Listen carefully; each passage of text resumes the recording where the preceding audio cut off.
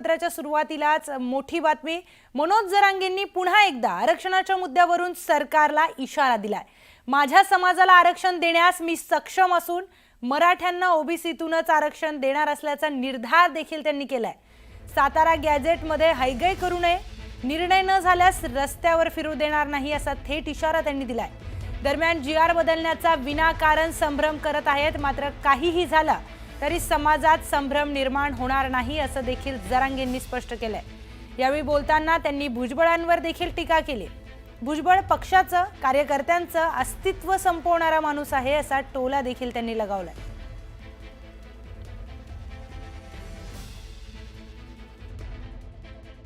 उपसमिती केली काय, त्यांना नाही केली काय, आम्ही त्यांच्यासारख्या आकुडबुद्धीचे नाही आहेत। मराठ्यांना सारथीला जर काही मिळालं तर इकडे निधी दिला, तिकडे दिला, अशा म्हणणारे संकुचित विचाराचे आम्ही मराठी नाही आहेत। आम्हाला उपसमिती त्यांना पाहिजे, आम्हाला निधी दिला की त्यांना पाहिजे असतो, असं ते पहिलंच रडगाणं आहे ते।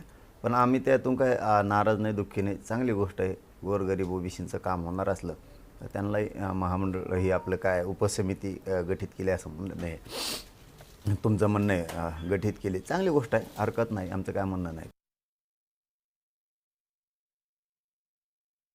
मी माझ्या समाजाला आरक्षण मिळवून देण्यास सक्षम आहे। ती कुणी अफवा हे सोडल्यानं काय केलं तरी माझ्या गरिबाला आरक्षण मी देणार, देतोय, हे माझ्या गरीब मराठ्यांना पटलेलं आहे।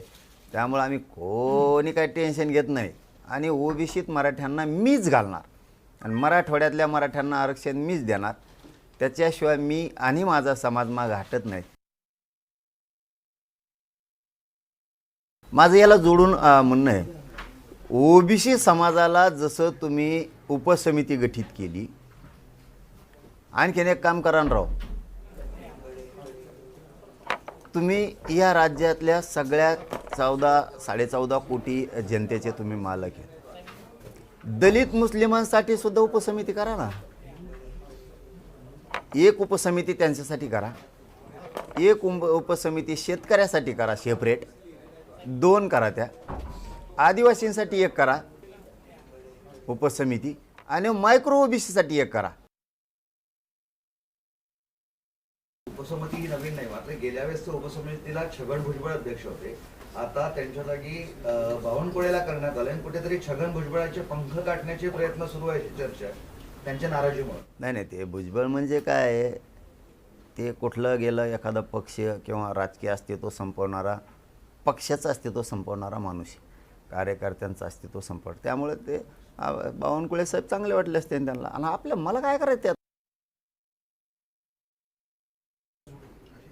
हे पश्चिम महाराष्ट्रातलं असणारं सातारा गॅझेटियर याच्या सुद्धा हैगई करता कामा नये सरकारनं। जर हे थोड्या दिवसात म्हणतो मी, महिने फिने नाही, जर हे झालं नाही तर तुम्हाला मी पुन्हा रस्त्यावर फिरणं बंद करीन। तर